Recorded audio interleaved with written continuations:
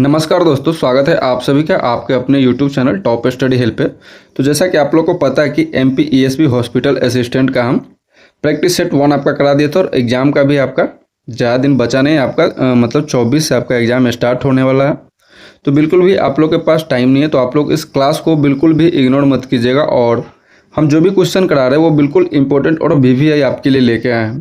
तो आप लोग क्लास को एंड तक जरूर देखिएगा। तो चलिए क्लास को स्टार्ट करते हैं बिना किसी देरी के। पहला क्वेश्चन हमारा क्या कर रहा है कि निशांत का सही अर्थ क्या है। आप लोग ऑप्शन को देखिए और बताइए कि इसमें निशांत का जो है वो सही अर्थ क्या हो जाएगा। तो निशांत का जो सही अर्थ हो जाएगा वो आपका रात का अंत हो जाएगा। तो ऑप्शन ए जो लोग भी अगर लगा रहे हैं तो ये बिल्कुल राइट आंसर हो जाएगा आप सभी का। चलिए अगला क्वेश्चन देख लेते हैं कि अधोलिखित में कौन सी संधि है। और जितने भी सारे क्वेश्चन करा रहे हैं आपके एग्जाम में पूछे ही जाएंगे, तो आप लोग इसको याद कर लीजिएगा और लिख के भी रख लीजिएगा कि अधोलिखित में कौन सी संधि है। अधोलिखित में कौन सी संधि है। तो जो लोग यहाँ पे व्यंजन संधि अगर लगा रहे हैं तो ऑप्शन सी जो है कि आपका यहाँ पे राइट आंसर हो जाएगा। तो जिन लोगों का भी सिलेबस अगर कंप्लीट नहीं है और वो चाहते हैं कि एमपी ईएसपी हॉस्पिटल असिस्टेंट में अपना एक सीट पक्का करना, तो आप लोग के लिए जो है कि टॉप स्टडी हेल्प की टीम की तरफ से आपको एक ई बुक नोट जारी किया गया है, जिसमें आपको टोटल 1000 यानी कि 1000 क्वेश्चन आपको यहाँ पे देखने को मिल जाएगा, जो कि आपका पूरा सिलेबस के अकॉर्डिंग आपका तैयार किया गया है। जिसमें आपको अच्छे अच्छे क्वेश्चंस दिए गए हैं जो कि आप यहाँ पे देख सकते हैं, जो कि पीवाईक्यू के रूप में आपको यहाँ पे ये ई बुक तैयार किया गया है, जो आपको पीवाईक्यू में क्वेश्चन पूछे गए हैं। तो आप लोग इसको पढ़ के आसानी से एग्जाम को पास कर सकते हैं और ये आपको एग्जाम में बहुत हेल्प भी करेगा। तो अगर आप ये ई बुक लेना चाहते हैं तो आप हमारे इस व्हाट्सएप नंबर पर मैसेज करके इसको ले सकते हैं, जिसका प्राइस ओनली 99 रुपीज़ रखा गया है। वीडियो के डिस्क्रिप्शन में भी आपको ये नंबर मिल जाएगा, आप वहाँ से भी लेके आप इस ई बुक को परचेस कर सकते हैं, जो कि आप लोग के एग्जाम में बहुत ही हेल्पफुल रहेगा और बहुत ही सहयोग आपका करेगा। चलिए चलते हैं क्लास की ओर। अगला क्वेश्चन है कि जो पहले कभी न हुआ हो के लिए एक शब्द है। चलिए बताइए कि जो पहले कभी न हुआ हो के लिए एक शब्द बताइए आप। तो जो पहले कभी नहीं हुआ उसे अभूतपूर्व कहेंगे। क्या कहेंगे? अभूतपूर्व। तो ऑप्शन ए जो है कि आपका यहाँ पे राइट आंसर हो जाएगा। अगला है कि अमर्ष क्या है। चलिए आप बताइए आप लोग कि अमर्ष क्या है। तो अमर्ष जो हो जाएगा वो आपका एक संचारी भाव हो जाएगा। तो ऑप्शन बी जो है कि आपका यहाँ पे राइट आंसर हो जाएगा। अगला है कि शशांक किस शब्द का पर्यायवाची है, और आपके एग्जाम में इसी तरीके के प्रश्न पूछे जाते हैं। तो शशांक जो है वो चंद्रमा का पर्यायवाची है। किसका पर्यायवाची है? चंद्रमा का। तो ऑप्शन सी आपका यहाँ पे राइट आंसर हो जाएगा। अगला है कि कदाचित का सही अर्थ क्या है। चलिए आप लोग इसको अच्छे से बता सकते हैं और इसका आंसर आप लोग कमेंट बॉक्स में जरूर दीजिएगा। आपको हम पूरा 50 क्वेश्चन करा रहे हैं, 50 में से आपने कितने सही किए हैं आप अपना लास्ट में स्कोर कमेंट जरूर कीजिएगा। तो इसका आंसर जो हो जाएगा वो आपका ऑप्शन बी कदाचित का जो हो जाएगा ये शायद हो जाएगा। क्या हो जाएगा? शायद। तो ऑप्शन बी आपका यहाँ पे राइट आंसर हो जाएगा। और आपको ई बुक पीडीएफ में जितने भी क्वेश्चन है सबके नीचे जो कि आपका एक्सप्लेनेशन भी दिया गया है, यानी कि व्याख्या दिया गया है हर एक क्वेश्चन का, और हर एक ऑप्शन का भी आपका वहाँ पे व्याख्या दिया गया। तो आप लोग उसको आसानी से आप देख सकते हैं, एग्जाम से एक दिन पहले भी देख लीजिए तो आपको बहुत ही हेल्प करेगा वो। चलिए अगला है कि विमर्श शब्द का शुद्ध रूप क्या होगा। तो जो लोग इसका ऑप्शन ए विमर्श का विमर्श लगा रहे हैं तो बिल्कुल राइट आंसर हो जाएगा आपका ऑप्शन ए, ये आपका शुद्ध रूप है। चलिए अगला है कि अतिवृष्टि का सही विलोम क्या है। अतिवृष्टि का सही विलोम क्या हो जाएगा। तो ये जो हो जाएगा अनावृष्टि हो जाएगा। क्या हो जाएगा? अनावृष्टि। तो ऑप्शन ए आपका यहाँ पे राइट आंसर हो जाएगा। अगला है कि वाक्यांश में विभक्ति का प्रयोग किस आधार पे होता है। वाक्यांश में जो है कि विभक्ति का प्रयोग किस आधार पे होता है। तो ये जो होता है वह संज्ञा के अनुसार होता है। तो ऑप्शन ए आपका यहाँ पे राइट आंसर हो जाएगा। चलिए अगला है कि अकिंचन शब्द का अर्थ बताना है आपको। और जो लोग भी हमारे चैनल पे नए हैं तो हमारे चैनल को सब्सक्राइब करके और वीडियो को लाइक जरूर कर दीजिएगा, अपने दोस्तों में शेयर भी कर दीजिएगा। तो अकिंचन शब्द का जो अर्थ होता है वो होता है कि जिसके पास कुछ न हो, जिसके पास कुछ न हो उसे हम क्या बोलते हैं, अकिंचन कहते हैं। तो ऑप्शन ए आपका राइट आंसर हो जाएगा। अगला कि इनमें से कौन सा तत्सम शब्द है। चलिए देखिए, इसमें कान है, जिह्वा है, मुख है, हाथ है, इनमें से आपको बताना है कि इसमें तत्सम शब्द कौन सा है। तो तत्सम संग जो हो जाएगा वो जिह्वा हो जाएगा। जीवा, जीवा जो जीव को बोलते हैं वो आपका हो जाएगा। तो ऑप्शन बी यहाँ पे राइट आंसर हो जाएगा। अगला है कि यद्यपि में कौन सी संधि है। चलिए फटाफट आप लोग बताइए कि यद्यपि में कौन सी संधि है। तो यद्यपि में जो है कि यन संधि है। तो ऑप्शन ए जो है कि आपका यहाँ पे राइट आंसर हो जाएगा। अगला है कि अनभिज्ञ, अनभिज्ञ का विलोम शब्द है। ऑप्शन को देखिए और बताइए कि इनमें से अनभिज्ञ का विलोम शब्द कौन है। तो अनभिज्ञ का जो विलोम शब्द हो जाएगा वो अभिज्ञ हो जाएगा, अभिज्ञ। तो ऑप्शन सी आपका यहाँ पे राइट आंसर हो जाएगा। आप इसको जल्दी फटाफट आप इस क्लास को देख लीजिए।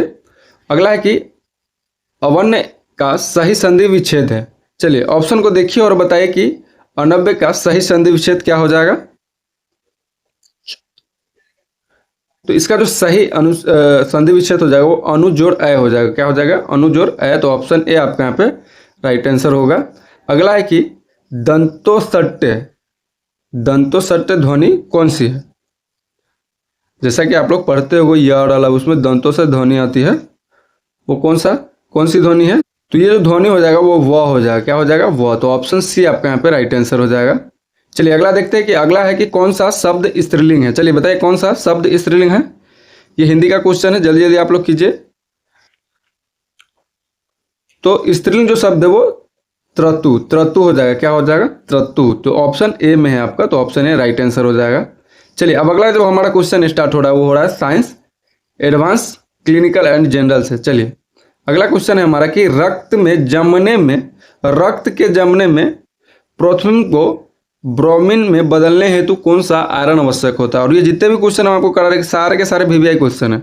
आप लोग इसको बिल्कुल भी इग्नोर मत करिएगा और इसको रट के ही एग्जाम में जाइएगा। तो इसको जो है कि रक्त में थ्रोम्बियम को थ्रोम्बिन में बदलने हेतु कौन सा आयरन आवश्यक है। तो इसमें जो है कि Ca2+ यानी कि आपका आवश्यक है। तो ऑप्शन बी यहाँ पे राइट आंसर हो जाएगा। अगला है कि क्रेब्स साइकिल कहाँ संपन्न होता है। चलिए बताइए कि जो कि है क्रेब्स साइकिल कहाँ संपन्न होता है। तो ये संपन्न होता है माइटोकॉन्ड्रिया में। कहाँ, माइटोकॉन्ड्रिया में। तो ऑप्शन बी आपका यहाँ पे राइट आंसर हो जाएगा। चलिए नेक्स्ट है कि एंजाइम मूल रूप से क्या होते हैं। बहुत ही इंपॉर्टेंट क्वेश्चन है कि एंजाइम मूल रूप से क्या होते हैं। तो एंजाइम जो होते हैं वो प्रोटीन होते हैं, एक तरह के क्या होते हैं, प्रोटीन होते हैं। तो ऑप्शन सी आपका यहाँ पे राइट आंसर हो जाएगा। अगला है कि मानव शरीर में यूरिया का निर्माण कहाँ होता है। और ये बार बार एग्जाम में पूछे ही जाते हैं। तो बताइए कि यूरिया का निर्माण जो है कि वो कहाँ होता है। तो ये यकृत में होता है। कहाँ पे होता है, यकृत यानी कि लीवर में होता है, लीवर। आप लोग याद कर लीजिएगा इसको। चलिए अगला है कि एंटीबॉडी का निर्माण किसके द्वारा होता है। और ये बहुत ही इंपॉर्टेंट क्वेश्चन है, बार बार आपके एग्जाम में पूछे जाते हैं। चलिए बताइए एंटीबॉडी का निर्माण किसके द्वारा होता है।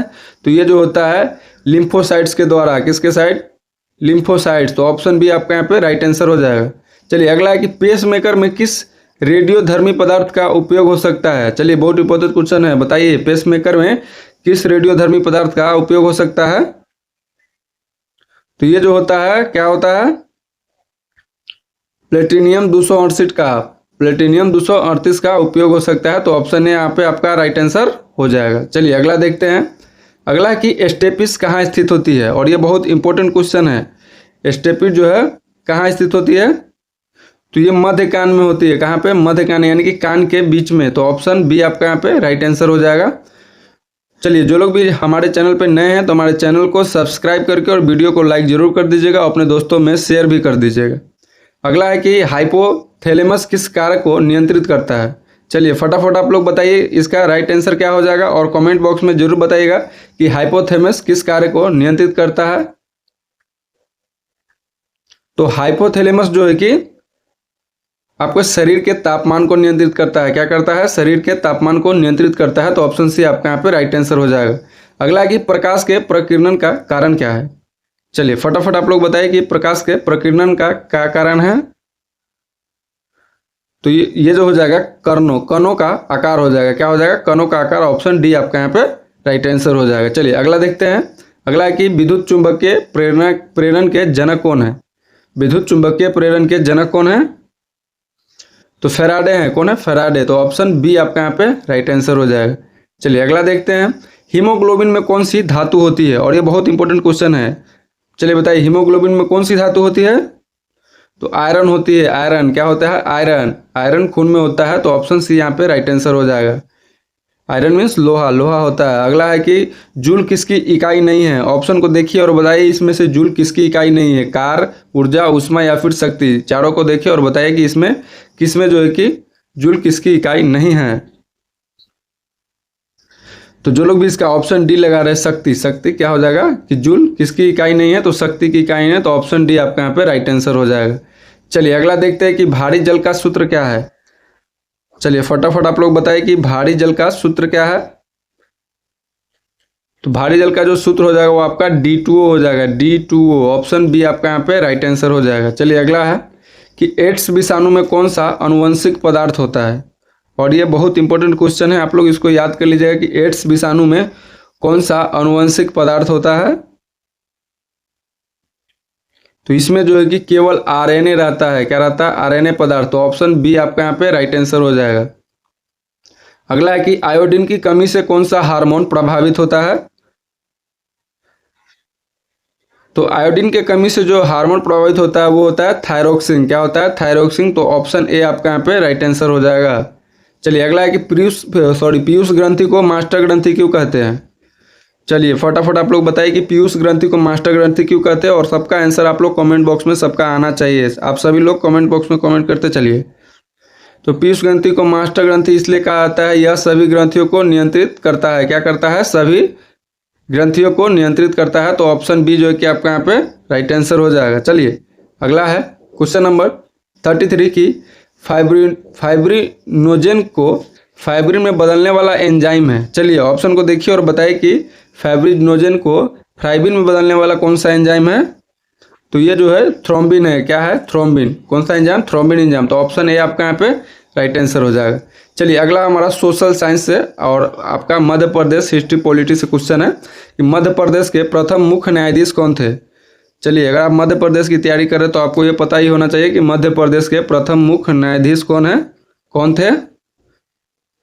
तो क्या हो जाएगा? Option A M Hidayatullah, Hidayatullah. तो ऑप्शन ए जो है कि आपका यहाँ पे राइट आंसर हो जाएगा।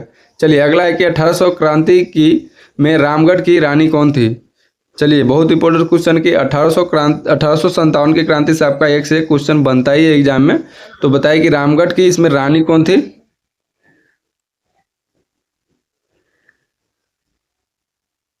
तो जो लोग भी इसका ऑप्शन ए लगा रहे कि रानी अवंतीबाई। कौन? रानी अवंतीबाई आपका ऑप्शन ए राइट आंसर हो जाएगा। चलिए अगला है कि होलकर वंश का संस्थापक कौन था?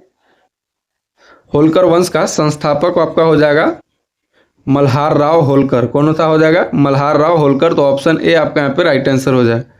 चलिए अगला है कि वित्त आयोग का प्रावधान किस अनुच्छेद में है? चलिए इसका आंसर आप लोग कमेंट बॉक्स में बताइए कि वित्त आयोग का प्रावधान किस अनुच्छेद में है। तो ये अनुच्छेद 280 में है। किसमें? 280 में। तो ऑप्शन ए आपका यहाँ पे राइट आंसर हो जाएगा। अगला है कि मटकी नृत्य किस क्षेत्र का है? मटकी नृत्य किस क्षेत्र का है? तो ये मालवा क्षेत्र का है, मालवा। ऑप्शन सी आपका यहाँ पे राइट आंसर हो जाएगा। चलिए फटाफट हम लोग इसको खत्म करते हैं। अगला है कि गांधी इरविन समझौता कब हुआ था? तो गांधी इरविन समझौता जो हुआ था वो सन 1931 को हुआ था, सन 1931 को। तो ऑप्शन बी राइट आंसर हो जाएगा।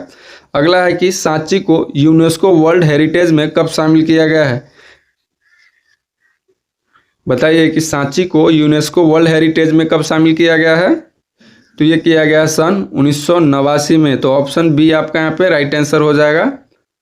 और जो लोग भी हमारे ई बुक परचेस करना चाहते हैं तो आप हमारे व्हाट्सअप नंबर पे कांटेक्ट कर सकते हैं। हमारा व्हाट्सअप नंबर ये रहेगा 9110979442। इस पे आप MPSC स्टैंड लिख के आप मैसेज कर सकते हैं, आपको ई बुक प्राप्त हो जाएगा। चलिए अगला है कि चंपारण सत्याग्रह का मुख्य उद्देश्य क्या था? बताइए, बहुत इंपॉर्टेंट क्वेश्चन है कि चंपारण सत्याग्रह का मुख्य उद्देश्य क्या था? तो चंपारण सत्याग्रह का जो मुख्य उद्देश्य था वो तिनकटिया प्रणाली था, तिनकटिया प्रणाली। तो ऑप्शन बी यहाँ पे राइट आंसर हो जाएगा। नील की खेती के लिए ये किया गया था। अगला है कि राज्यसभा सदस्यों का कार्यकाल कितना होता है। चलिए फटाफट आप लोग बताइए, राज्यसभा सदस्यों का कार्यकाल कितना होता है। तो ये 6 वर्षों का होता है, राज्यसभा के 6 वर्षों का कार्यकाल होता है। तो ऑप्शन सी राइट आंसर हो जाएगा। अगला है कि डंडा सत्याग्रह किस जिले में हुआ था। डंडा सत्याग्रह किस जिले में हुआ था। तो ये हुआ था आपका जबलपुर में। कहाँ, जबलपुर। तो ऑप्शन ए यहाँ पे राइट आंसर हो जाएगा। अगला है कि सतपुड़ा का सर्वोच्च चोटी कौन सी है। सतपुड़ा की सर्वोच्च चोटी कौन सी है। तो सतपुड़ा की जो सर्वोच्च चोटी है वो धूपगढ़ है। कौन है, धूपगढ़। तो ऑप्शन ए आपका यहाँ पे राइट आंसर हो जाएगा। अगला देखते हैं, मध्य प्रदेश का सबसे बड़ा अभ्यारण्य कौन सा है। चलिए बताइए कि मध्य प्रदेश का जो है कि सबसे बड़ा अभ्यारण्य कौन सा है। तो मध्य प्रदेश का जो सबसे बड़ा अभ्यारण्य वो नैरादेही है। कौन है, नैरादेही। तो ऑप्शन ए आपके यहाँ पे राइट आंसर हो जाएगा। अगला है कि हड़प्पा किस नदी के किनारे स्थित था। तो हड़प्पा जो है कि रावी नदी के किनारे स्थित है। कहाँ पे, रावी नदी के किनारे स्थित है। तो ऑप्शन बी यहाँ पे राइट आंसर हो जाएगा। अगला है कि मौलिक अधिकारों का निलंबन कौन कर सकता है। चलिए बताइए, मौलिक अधिकारों का निलंबन कौन कर सकता है। तो मौलिक अधिकारों का जो निलंबन कर सकता है वो कौन करता है, राष्ट्रपति। राष्ट्रपति। तो ऑप्शन बी आपका यहाँ पे राइट आंसर हो जाएगा। अगला है कि WHO का मुख्यालय कहाँ है। चलिए बताइए कि WHO का मुख्यालय कहाँ है। तो ये आपका जेनेवा में है, जेनेवा में। तो ऑप्शन बी यहाँ पे राइट आंसर हो जाएगा। अगला है कि अकबर ने दीन ए इलाही कब शुरू किया। अकबर ने दीन ए इलाही कब शुरू किया। तो ये किया था सन 1582 में। कहाँ, 1582 में। तो ऑप्शन बी आपका राइट आंसर हो जाएगा। और आज का हमारा लास्ट क्वेश्चन है कि संविधान का हृदय किसे कहा जाता है। और ये बहुत इंपॉर्टेंट क्वेश्चन है, लगभग एग्जाम में हमेशा पूछे ही जाते हैं। और इसका आंसर जो है कि आपको कमेंट बॉक्स में देना है। तो चलिए बताइए कि आज का क्लास आपको कैसा लगा। अगर अच्छा लगा हो तो वीडियो को लाइक करके चैनल को सब्सक्राइब जरूर कर दीजिएगा। तो मिलते हैं आपसे अगले वीडियो में, तब तक के लिए जय हिंद, जय भारत।